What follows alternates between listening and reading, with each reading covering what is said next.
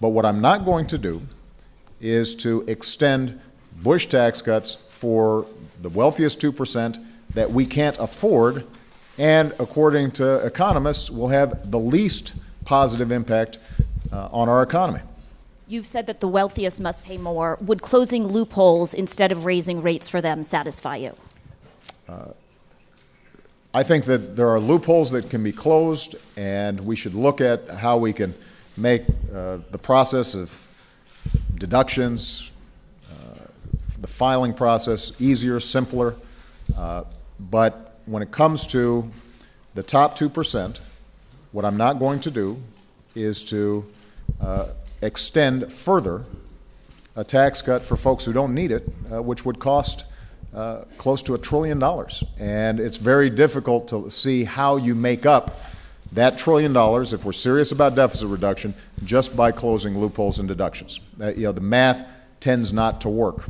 And I think it's important to establish a basic principle that was debated extensively during the course of this campaign. I mean, this shouldn't be a surprise to anybody. This was, if there was one thing that everybody understood was a big difference between myself and Mr. Romney, it was when it comes to how we reduce our deficit, I argued for a balanced, responsible approach, and part of that included making sure that the wealthiest Americans pay a little bit more.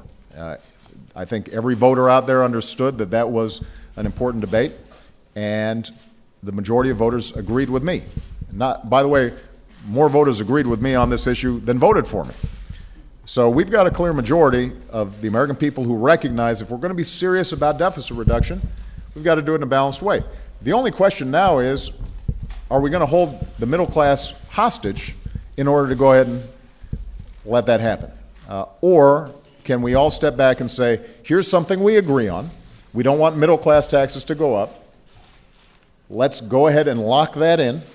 That will be good for the economy. It will be good for consumers. It will be good for businesses. It takes the edge off the fiscal cliff.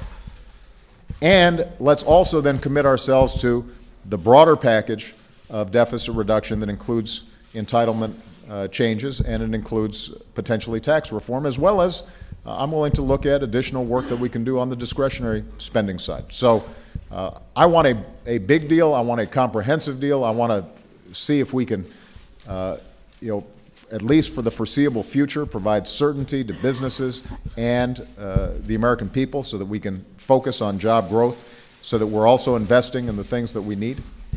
But right now, what I want to make sure of is that taxes on middle-class families don't go up, and there's a very easy way to do that. We could get that done by next week.